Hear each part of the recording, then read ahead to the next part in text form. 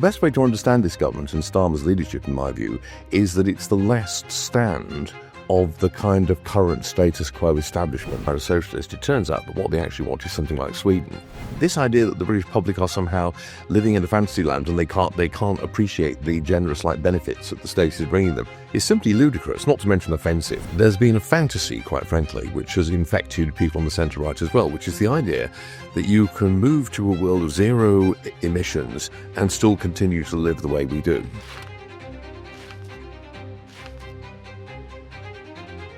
Hello and welcome to the Institute of Economic Affairs podcast. I'm Tom Clougherty, Executive Director here at the IEA, and I'm joined this week by two of my colleagues, Kristian Niemietz, our Editorial Director, and Steve Davies, our Senior Education Fellow. Our goal, as always, is to bring you a current affairs podcast with a difference. We want to go beyond the headlines and the shallow political commentary you may hear elsewhere, and instead focus on the big ideas and underlying principles that matter to classical liberals. This week on the podcast, we're going to talk about the zero-emission vehicles mandate and net zero, the future of environmental policy in Britain. We're going to talk about the realignment in politics and what it means for the future of the right and for classical liberals. But first, we're going to start with a fairly broad discussion of the strange state of British politics. Steve, I'll come to you first on this. The Labour Party won a general election landslide in July. The wheels seem to have fallen off fairly quickly. Normally when a government wins in such emphatic style, you'd imagine there would be some kind of honeymoon period, that they would have some early successes in pushing through their agenda and so on. Now, in fact, we have an online petition which is closing in on 3 million signatures saying there should be another general election. I believe the Prime Minister has a net approval rating that's approaching minus 40. And oddly enough, you have opinion polls, for whatever opinion polls mean this far away from another election, that show three parties polling in the 20s, Conservatives, Labour and Reform. Now, people may want another general election, at least 3 million of them. Do people know what they would want from another general election? No. And it's worth saying that whole petition is a ridiculous stunt. The obvious point to make is that that's not how the British Constitution works. It's Keir Starmer who decides when the next election is, not a bunch of people in a pub in Essex signing a petition. It's worth saying, though, that if you look at where the signatures to that petition have come from, they map very closely onto the parts of the country where Reform did well at the last general election. Quite uncannily so. And so I suspect these are Reform voters who are signing it. And it's all part of the consolidation of that kind of force in politics. And that addresses your main question, which is that I think at the moment, if we were to have a general election as purely, what-if scenario, you'd end up with something like a three-way split, with the Liberal Democrats also doing probably better than they are in these current push polls. And so the British public is basically all over the place. It's still sorting itself out, it seems to me. And you did say that, yes, the Labour Party won a landslide majority, but they did it on the lowest ever share for a winning government. It was only 35% of the vote, 25% of all voters. It was marked lack of enthusiasm. In contrast to, say, Blair's landslide victory in 1997, it was almost entirely a negative vote, because in 97, as well as people being fed up with John Major and the Tories, there was a great deal of genuine enthusiasm for New Labour. A feeling that it was something genuinely new, generally hopeful, whereas this time I don't think anybody had great anticipations for Keir Starmer and the Labour Party. It was just that they were absolutely sick to death of the Conservative Party. And so, essentially, it's not really a surprise to me that the wheels have come off so fast, because there was never much of a sort of wind in the sails of this new government anyway. It's more in power with this majority because of the way the electoral system works and the catastrophic state of the British right. I mean, Kristian, obviously places like this, we want to think it's all about policy, and the government did have a fairly unpopular budget. I think there were certainly things that you can and should criticise about that budget. You saw the Chancellor this week getting a pretty rough reception at a big business conference and so on. But is this mostly about policy and policy missteps, or do you think that's not really factoring into anything right now? Well, I mean, the decline in the polls started before the budget. So this is, I think, mostly vibes driven. I have to say, I was surprised by this. I was surprised by the fact that they ran out of political capital so quickly, because although, as you said, it was clear that they won on a negative basis, on the basis of just not being the Tories, I nonetheless expected that they could keep that, they would be able to keep that going for quite a while. If you, even if you don't do anything fundamentally different, and if none of the fundamentals change, just the basis of having a different vibe and not being hated, I thought that would be, they would be able to keep that going until maybe half into the term or so. I think it's really just the minor scandals that they had in the beginning. Okay, they seemed minor, and none of it was dramatic on its own. But that, I think, just contributed to a vibe that, oh well, they're all the same. Nothing's really changed.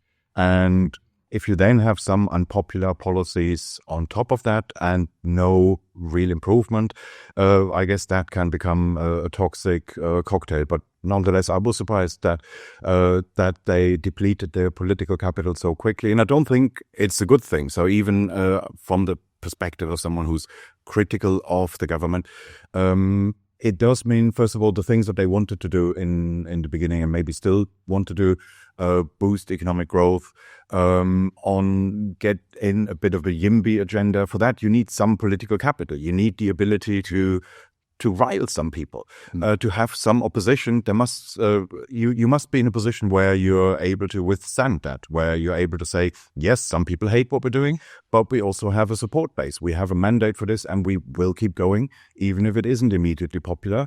There is that, and there's also the other problem with it is that I think the Conservatives will become complacent if it's just too easy to be in opposition, and if the 14 years in government that they had are forgotten too quickly, if they no longer feel the need to distance themselves from those 14 years, explain what went wrong, explain credibly what they will do differently next time. If they can now do what Labour did before the election, which is run on the basis of, well, we're not the other lot, that's going to lead to complacency. Yeah, I think actually, if you look at the current way things are going, the government on the one hand made a number of political missteps, like announcing the cutting of the winter fuel allowance out of the blue. I mean, I think that was the right thing to do, but the way they did it was guaranteed to cost them a lot of support and stir up the kind of media storm that they wanted to avoid.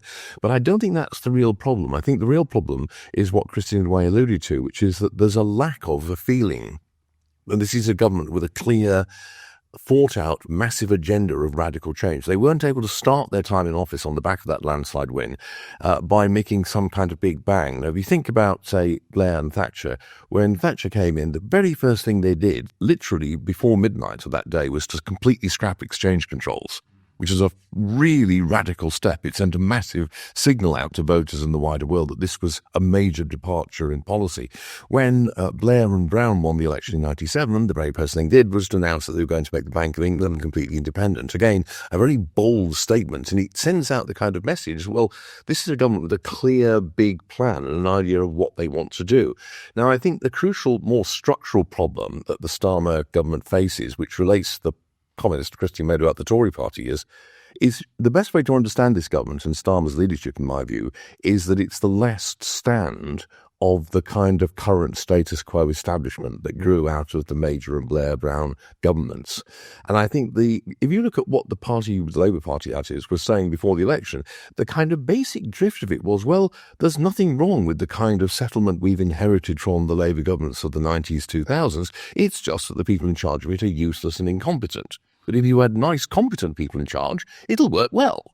And the problem, of course, is that the status quo is simply structurally not working anymore because there are all kinds of structural problems in the political economy of Britain right now, which the inherited legacy of the 90s and 2000s isn't able to address.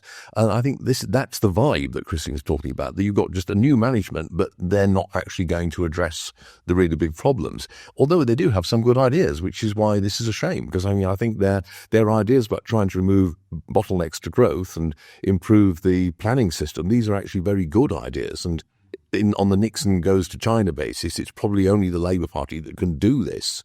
So the housing, healthcare, etc. And I'd really like to hear more about the structural political economy problems that we have and that we've inherited from that model from the Major, Blair, Brown, etc. years. But maybe before we get to that, I think there was an interesting Badgett column in The Economist this week, which is basically suggesting that on the centre-left in Britain, there's this really strong idea at the moment of false consciousness, that effectively people just can't see what the government is doing for them, that in a sense you should stop trying to deliver improvements to public services or what have you, because you won't get the political credit for it, that people just simply can't see it. Like maybe they're fooled by social media or whatever. Now, this is obviously a broader theme in left-wing thought, the idea that the people don't know what's good for them.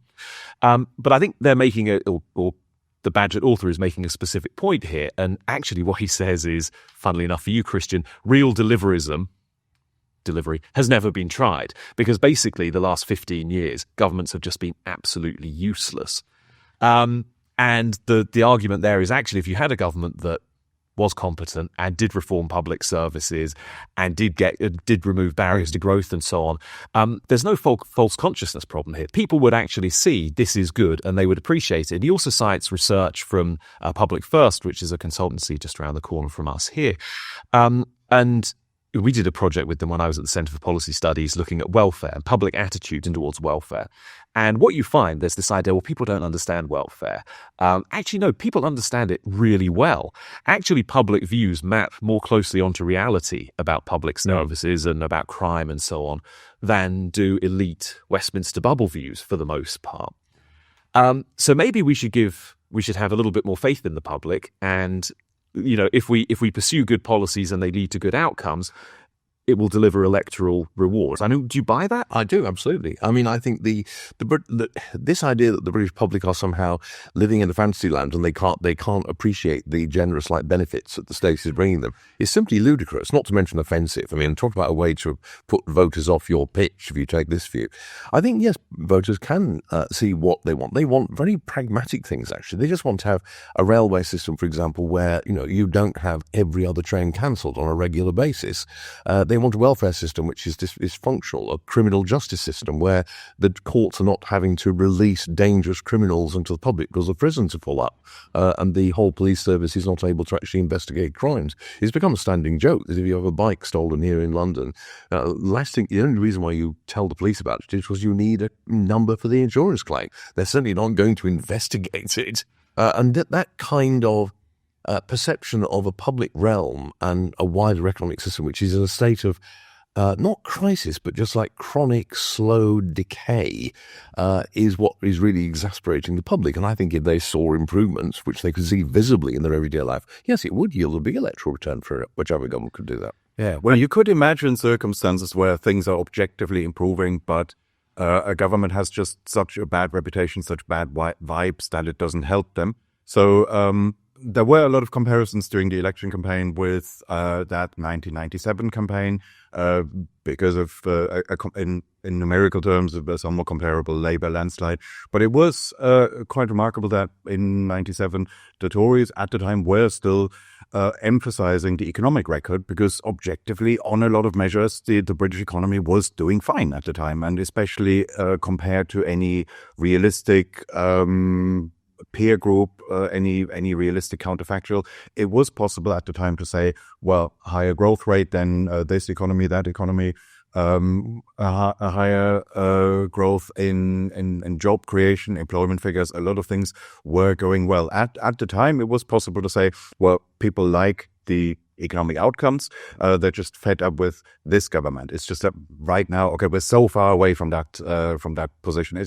I guess it is imaginable if, say, Rishi Sunak, and in the last 5 minutes of being prime minister, if he had suddenly developed a reformist agenda and had started to sort a lot of things out, okay, then it is just about imaginable that that wouldn't have cut through in time and that the perception would still have been very negative. But that would be very much a luxury problem to have, that we have things objectively going well, everything is fantastic, and we just need to worry about, well, how do we communicate this? Well, we're so far away from that position now. Would you bother thinking about it? That's a theoretical case, not a real life one. Yeah. I mean, I think the thing is here as well that people probably like the outcomes of policy reform.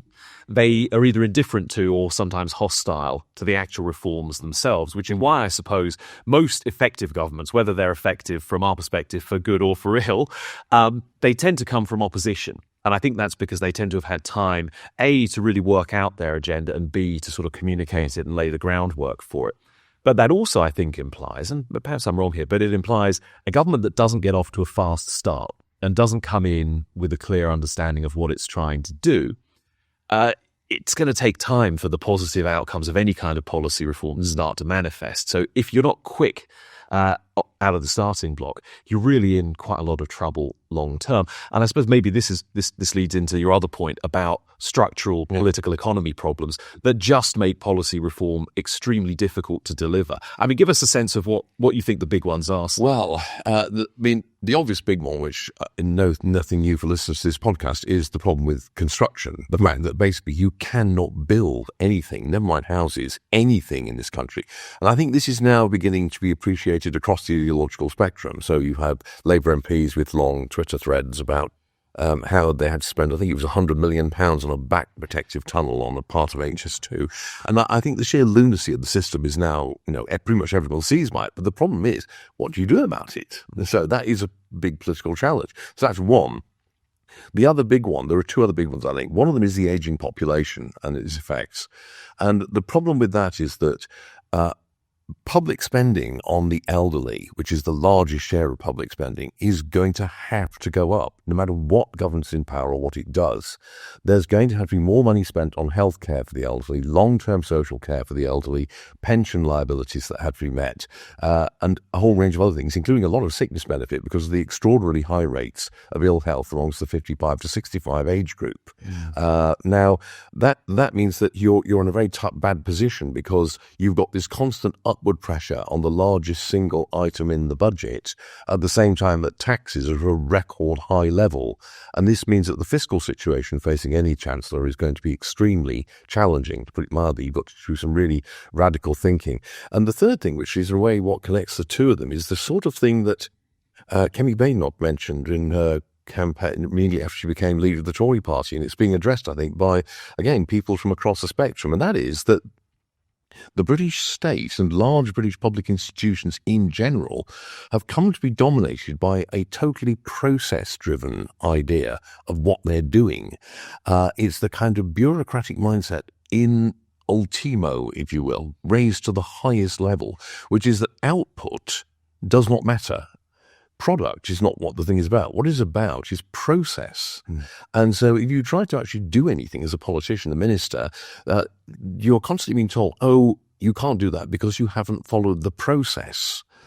This is the big problem with a lot of the immigration controversy at the moment. It's all to do with have you ticked 60, 70, 80 boxes that you have to tick before you can do anything. And the whole machinery of administration in both a lot of the private sector as well as the public sector is now driven by the need to comply with very strict procedural divisions. And this means a condition of paralysis in the public sphere and also large parts of the private sphere, which is one of the reasons why, quite literally, nothing seems to get done. People go and yank on all the levers of power and there's no discernible effect. And on top of that, you've got the final big problem, which is not a political economy war. It's that our politics over the last 30 years has become increasingly dominated by the media. And so you saw some of this in terms of recent leaks about what was going on when Boris Johnson was Prime Minister, where the idea was, well, we want to have this headline. What policy can we think up that will produce this headline?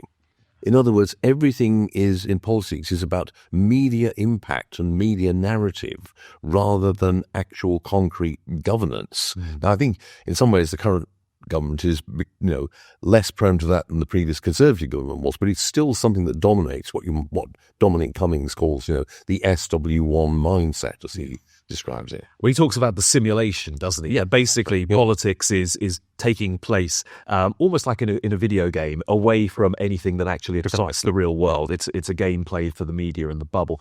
You talked about bureaucracy, Steve. Kristian, you wrote about bureaucracy this week, both the phenomenon itself and about Ludwig von Mises' book by that name, relating it to Elon Musk's Doge effort, Department of Government Efficiency. Do you want to briefly recap that before we move on to a different topic? Does Mises still have a lot to contribute to these contemporary debates? Well, I think it does because, this idea that you can sort out a sclerotic public sector institution by just bringing in some private sector managers, that's something that he already addressed 80 years ago and showed why that doesn't work, why bureaucracy isn't an accident. It's just what happens in an area where you can't measure output clearly, where you don't have a clear measure of success or failure. What you do then is you substitute that by obsessing about the process. Exactly the thing that you described, Steve. That's just what happens in areas where we can't measure output or success failure in an unambiguous way. What do? We obsess about how exactly do we structure the process. And this is, I guess, not limited to public sector bureaucracies. This is generally true in most areas of life. That, say, if you're trying to cook something and say it's some exotic dish, you haven't tasted it before, you've just seen it on TV or you've heard about it, you don't know what the final product is really supposed to be like. What do? You go by the book. You go exactly, I need 200 grams of this, 300 grams of that. You're not going to be very entrepreneurial. You're not going to be, you're not going to say, I'll improvise, I'll experiment a little, because that is what you do when you can judge the quality of the output quite easily. If you don't, you adopt a more input and process-driven approach. But nonetheless, I think where Mises was going too far is that he would have said there's nothing you can ever do to improve anything the government does. You can only shrink it and that's it. Whereas on some of the issues that you describe, I think there are possibilities to improve some outcomes, even if it would not be in the market sense that you can see, there's a measure that's clearly improving. But things like on the migration front, there are other examples out there where governments have made progress on the immigration policies that they want to see and do get them implemented. You do get a variation between governments within a country over time and internationally at the same time. Yeah. So it is to some extent possible to compare outcomes. And if you take Ludwig von Mises too literally, too much face value, you just become fatalistic and figure, unless we have only a night watchman state, nothing can ever be improved. Yeah, I agree. I mean, the obvious example of an area of the state where you can get significant improvement in a way that's not exactly measurable but demonstrable is in the military, where if the history of warfare shows that if you leave the military to their own devices, they typically settle down into a totally process-driven model where no officer will dare to do anything unless they followed the prescribed procedure. And this invariably is like military disaster. It's not a good way to do things. And so typically after a war has started or when a war is imminent, you switch to a different kind of model of organizing the military where you devolve a lot of effective decision-making power down to the level of the company or even the platoon, to the lieutenant or captain or even like the platoon sergeant. And let them make operational decisions as to how to realize a broad goal that the higher-ups have set. And it's armies organized in that way that win wars. And the crucial thing here is that and this I think is what Kemi Badenoch was pointing to, is that everyone in government and large public sector institutions at the moment is terrified of exercising their own judgment and making a decision.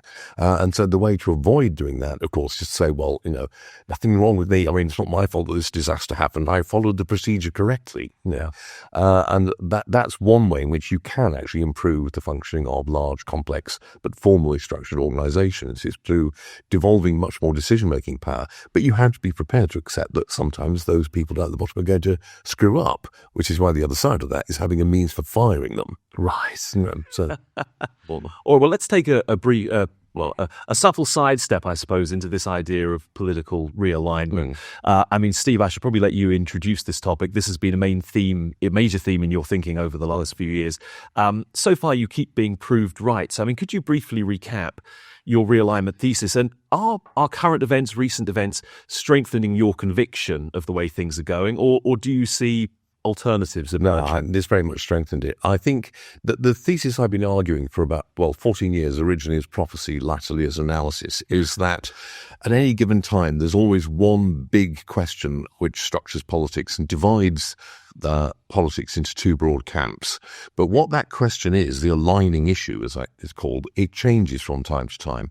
And from the 1920s through until just recently, the main aligning issue was essentially an economic one. It was, what system of economic organization do you want to have? Capitalism or socialism? Market economy or state intervention and control? And because of the sort of geopolitics and the nature of the modern economy, that was an existential choice, it seemed, which is why it had particularly high salience. It wasn't just a matter of policy. It was a matter of what kind of society did you want. So my thesis is that is no longer true. The economic issues no longer have that kind of existential quality. They're not as salient. Then people do not see them as having implications for the entire way that they live. Instead, economic policy is much more about what is the most effective way of realizing commonly shared goals. And the choice between capitalism and socialism, I think, only exists in the minds of a few university professors and rhetoric now. Because if you talk to people who say, oh, I hate capitalism, I'm a socialist, it turns out that what they actually want is something like Sweden. They don't really want a fundamentally reconstructed kind of a socio-economic system with no money and no prices. There are still people like that, but they're very, very unusual. Most people just want a market economy with much more redistribution and a lot more direction. So that's what is no longer an existential choice. But now we have a new issue, is my thesis, which is the issue of national identity, which means that things like migration are now the central political issue. And for a lot of people, this is held to have an existential quality. They feel that if, for example, we continue to live in a globalized economy with global trade and capital flows and global population movements, it's going to destroy their society, which they see as being constitutive of their identity. So again, it's perceived to be an existential choice. And so I think that is indeed what is driving politics. And what has happened in many countries is that this is now reflected in the legislature. So in France, you can quite clearly see that's the big divide now. And you have broadly three equal camps in France, which is a very unstable situation. Marine Le Pen, Emmanuel Macron, and Mélenchon, Jean-Luc Mélenchon. So those are the three clear poles there. In Germany, it's pretty clear that you've got a very rapidly rising kind of nationalist wing of both a left-wing variety with Sarah Wagenknecht and her fan club party, and on the other side, the AfD, and then you've got the kind of increasingly embattled government, which has just collapsed. And it's the same in most countries. So here in the UK, I think amongst the voters, I think this change has happened. If you look at what voters say is the most important issue to them and how they define their ideological position as right or left, you'll see that there's been a big change. So Electoral Calculus did a big survey a few years ago, and what they did was they used to always say, do you define yourself as predominantly right-wing, predominantly left-wing, strongly right-wing, strongly left-wing, that kind of thing. And they found historically that correlated almost perfectly with people's position on economic issues. But the people who favoured state control saw themselves as left. The people who favoured free markets saw themselves as right. That correlation is now quite weak. It's still significant, but not as much. Instead, the very strong correlation, it's like about 0.7 to 0.8, is with your question on things like what they call globalism versus nationalism. So if you think that immigration is a really big issue, you're very likely to find yourself as right. If you are more relaxed about that, you don't think it's such a big issue, you'll define yourself as left or liberal left. And so that tells you straight away that the voters have now started to sort themselves out by this new issue. But it hasn't yet reflected in the composition of our parliament. It looked as though it was going to in 2019, but the Conservative Party establishment, if you will, and the donors didn't want to go down the route of becoming a anti-globalist populist party.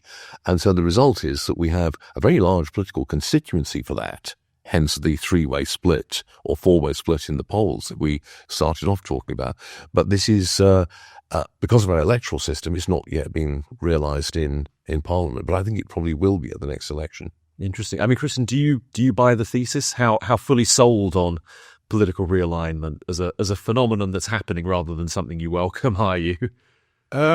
I wrote a review of Steve's book for the blog. I said I mostly buy it, but I have some differences with it. In particular, I don't at all believe that the threat of classical socialism, of Marxism, that is no longer a thing in Britain. So there was this Fraser Institute survey report where they compared various Anglosphere countries on those measures, and say for Canada, there's exactly as you said, you get lots of people, especially young people, who self-identify as anti-capitalist, as socialist.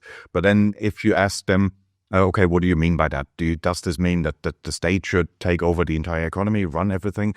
Or does this just mean you want to be like Sweden? In Canada, it's true that most of those people are really Swedish-style social democrats and who like to call that socialism because they like the radical-sounding rhetoric, but they're not actual socialists in the way that we would define the term. So there, if I lived in Canada, I would say, well, yeah, that's just a vibe phenomenon, and maybe we shouldn't worry about it. Here in Britain, the results are very different. There, it's more like half and half that you get.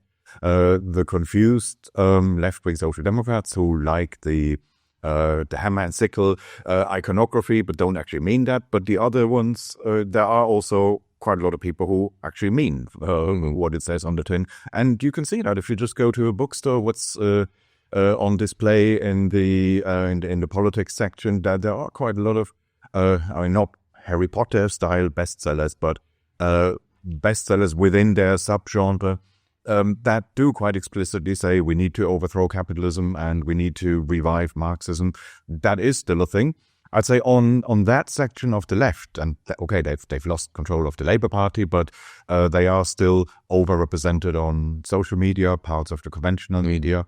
There, I'd say this realignment thesis that they don't care that much about economics doesn't work. I'd say they care equally about... So these are people who would be, in economic terms, socialist, and on social issues, they would be woke progressives, and they care roughly equally about both. In fact, they tell themselves that you can integrate that into a coherent worldview, and they would not form coalitions with somebody... say if there was such a thing as a woke capitalist, the woke socialist would not be able to form a coalition with them. On the political right, it's absolutely true that the political right nowadays is a lot more animated by culture war issues than economics. That's why it's so easy for somebody who is economically left-wing, but who aligns with them on, say, issues like transgenderism, whereas such people can very easily get a column or media appearances in the right-wing media, because for those people, they don't particularly care about who owns the energy companies. They want to know, can you define what a woman is? The culture war issues, that's what gets them excited. Yeah, hence Julie Bindel, is still hardline socialist in her politics, but because she's a gender-critical feminist, she gets columns on right-wing sites like Unheard and things like that. I agree, there are people like that. So obviously, my point is that whereas, and this is where I push back a bit, Kristian, whereas before that kind of right-on socialism, Corbynista socialism, if you will, whereas before that was one of the defining features of the left, a very powerful force on the left. Now, it's still very noisy, extremely noisy, but if you actually do crunch the numbers from the various surveys, they only come out at between 4 and 10% of the voters.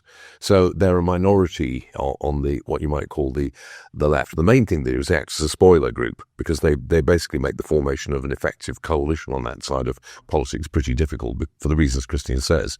Their uncompromising purism means that they're not going to make what might be for them tactically effective alliances. I suppose my hesitation about the realignment thesis, which I sort of buy in broad brush strokes, but it does seem to me that economics has reasserted itself a little bit recently, and that to a certain extent the kind of economic debates weren't animating politics. That seems to belong to a pre-inflation age. And so you can look at, say, Trump's election this time. Now, obviously, Trump is on the one hand validation of your thesis because he is a different type of Republican. But on the other hand, the reason he won so handsomely this time is, I think, because there was broad-based support based around economic dissatisfaction with the Biden administration. So I think that's one half of it. The other part is, in a way, how complete a political agenda you can build around this kind of issue of national identity. Now, I wouldn't argue at all that immigration isn't important. Obviously, immigration is incredibly important in British public debate in America, in Europe, and so on. But it seems to me quite easy to imagine a future party of the right, it could be the Conservatives or it could be Reform, but that is still broadly free market to the extent that we expect any politicians are ever actually going to be free market.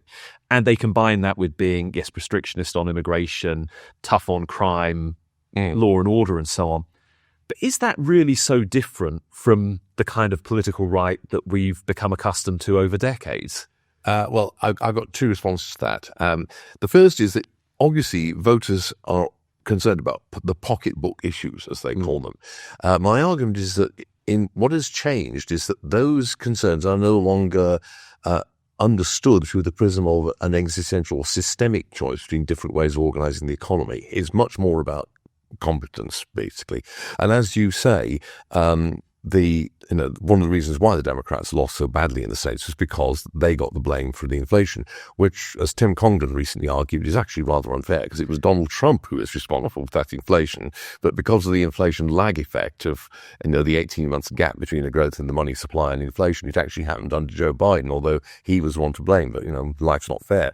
But the other thing is that to the extent that people are concerned about economics, it's understood now through the prism of nationalism versus globalism, is my argument. So if you look at the recent election in the United States, there's complaints about the state of the U.S. economy, the perception that a lot of Americans have, despite all the headline figures saying that things were going really brilliantly, their actual perception was everything is completely rubbish, my own economic prospects are really grim.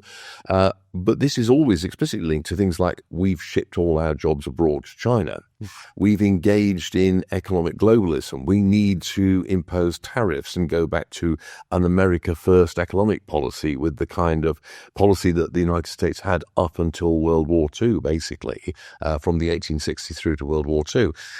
We need to control immigration because this is undermining our economic prosperity here. It's imposing cost on us. So all of these economic issues, things like shortages of housing, high cost of housing, lack of high-paid employment in the old Rust Belt regions, and the same equivalence here in Europe, it's all understood through the prism of national states versus global institutions and a global trade and economic system. And so I think that's a fundamentally different kind of framing to the one that you had before.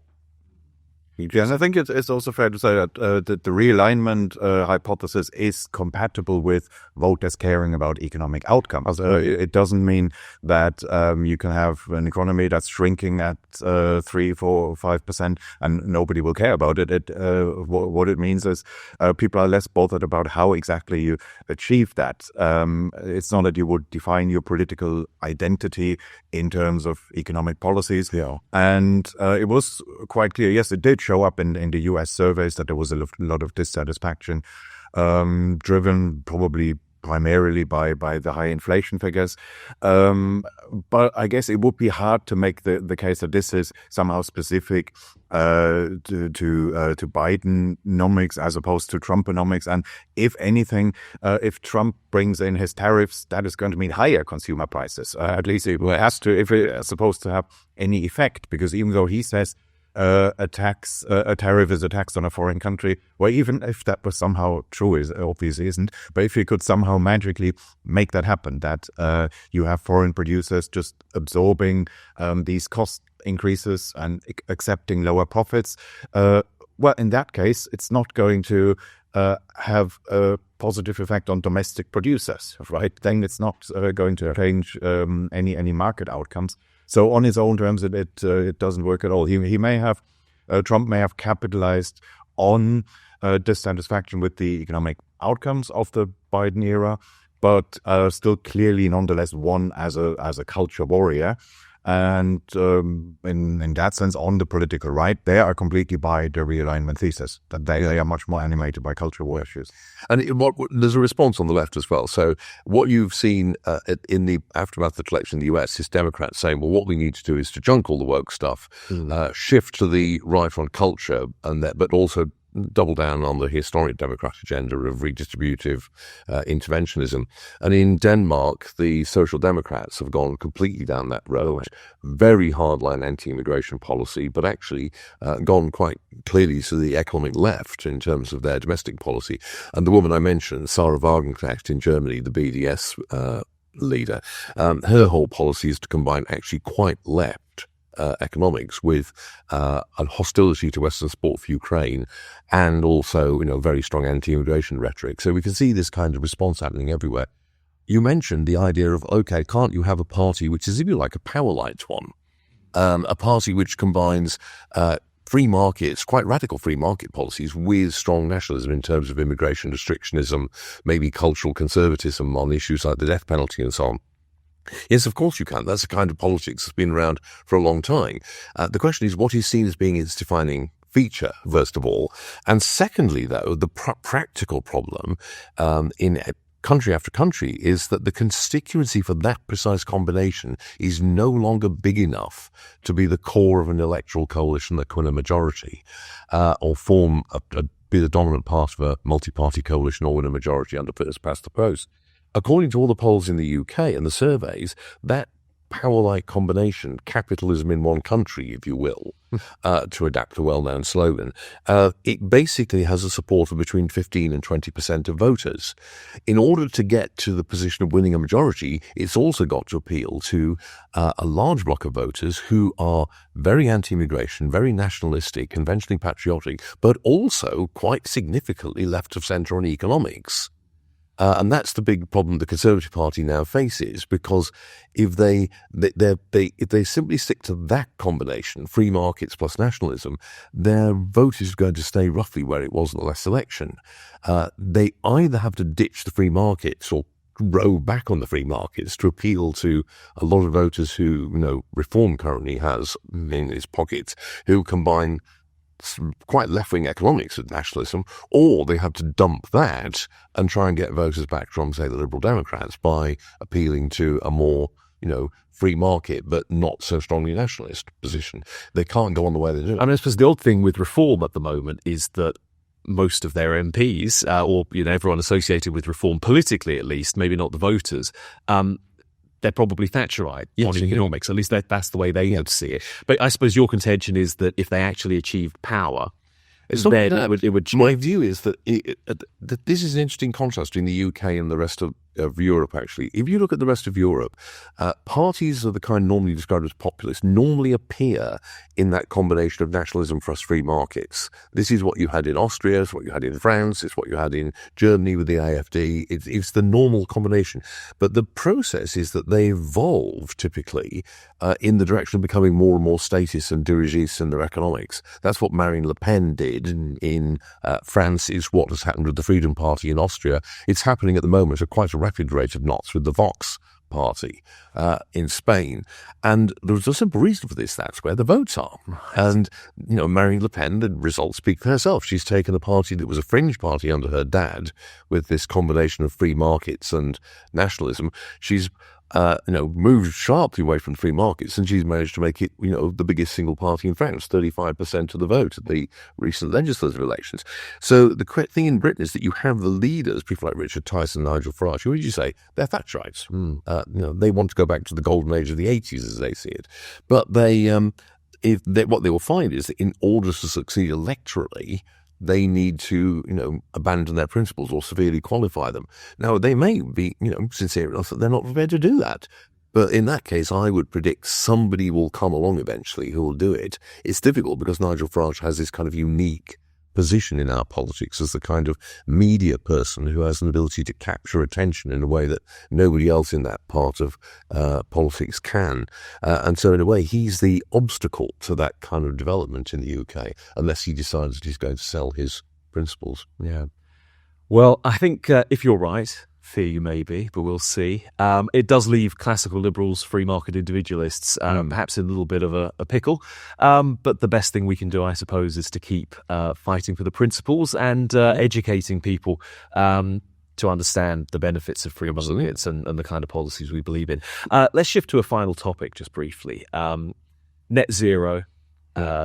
So I guess the news hook here is that this week we've seen Vauxhall, car manufacturer, say they're going to close a plant that was producing vans and I think some electric vans. Only 9 months ago, they said they were planning to expand it. They're now saying we're going to close this plant down and we're going to do it because of the zero-emission vehicle mandate that the government has imposed. Now, the Conservative government had delayed the zero-emission vehicle mandate to, 2035? Labour have put that back to 2030. But basically, this is an idea that year on year, you have to sell more electric vehicles or fewer internal combustion engine vehicles. And if you don't meet certain targets, you'll be fined by the government.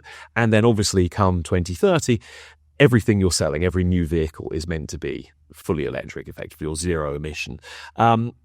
Now, in a way, this is an interesting example of a policy achieving almost precisely the opposite of what it was intended to achieve, because they're closing down a facility that was making electric vehicles. But I also wonder if it speaks to a broader theme here that, businesses, for the most part, big businesses have kind of been all in on the green agenda up until now. You sense that that's starting to turn. Politically, it feels like support is starting to dry up a little bit. I mean, certainly if you look at Trump's election in the United States, that seems to sound the death knell for the green agenda in the United States, certainly for anything approximating kind of net zero. You would think, I suspect, that Reform, the Conservative Party, whoever it is on the right in this country, politically the very strong incentive is to take a much more kind of green skeptic view of the world. And then I think there are just practical factors. 2030 is not very far away at this point. And so to imagine maybe you can achieve it with cars, with a big enough stick and a few carrots. Are we really going to decarbonize the electricity grid in 5 years' time? And then you look ahead to 2050, net zero, but at what cost? It seems to me that support, which has kind of been sustained by the Westminster bubble, by the political elite, is starting to shrivel and could collapse fairly quickly.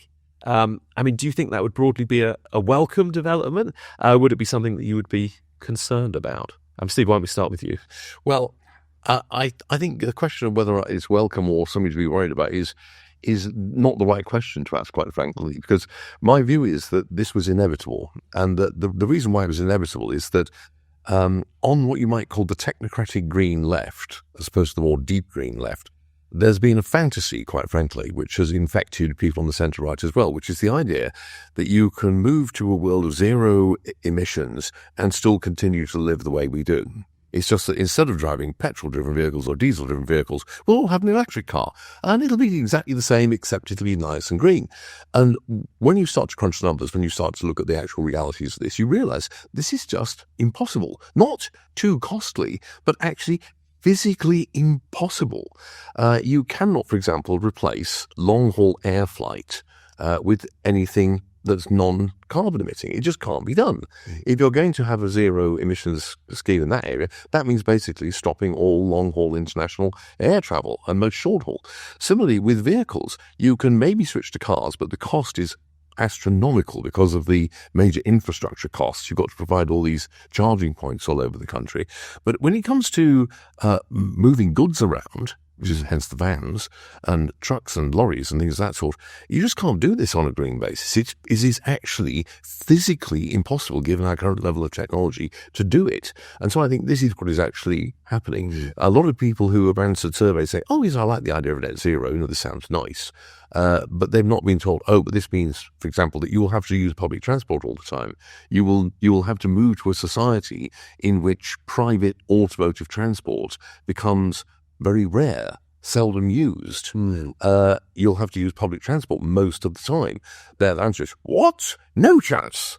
And that's what the politicians like Trump are, taking advantage of. And so I think that basically there's a lot of people have been living in a fantasy. The more kind of full-on deep green people have always been aware of this, and to their credit, they've been quite honest. They've said, we need to completely change the way we live. But that's not the kind of message that's being put across by the previous government, the current government, administrations going back for a long time now. Yeah. Yeah, I mean, the thing is, until a couple of years ago, environmentalism was inseparable from anti-consumerism. So the environmentalist movement was very openly saying, yes, we should do this. We should put in place all these environmentalist measures. That will make you poorer, and that's a good thing. It's just in the last couple of years that has switched to a rhetoric where they give you the impression that you could have a radical decarbonization agenda, and it will have nothing to do with us. It's just a few companies that are affected. It's just that they will make less profit, but we wouldn't notice any difference. And of course, that was always a dishonest framing. In fact, some people even try to create the impression that this is going to make us richer. It's because it's going to create green jobs, and we will all be super prosperous, and we will have fantastic economic and environmental outcomes. And it was always sold on a dishonest basis, and it's now becoming more obvious that actually this agenda does have economic costs. Yeah, I mean, I don't know actually whether dishonest is necessarily the right word. It seems to me that people have indulged in a bit of self-deception here, or wishful thinking, or refusal to kind of just think through the implications of what they're suggesting and take it through to the logical conclusion.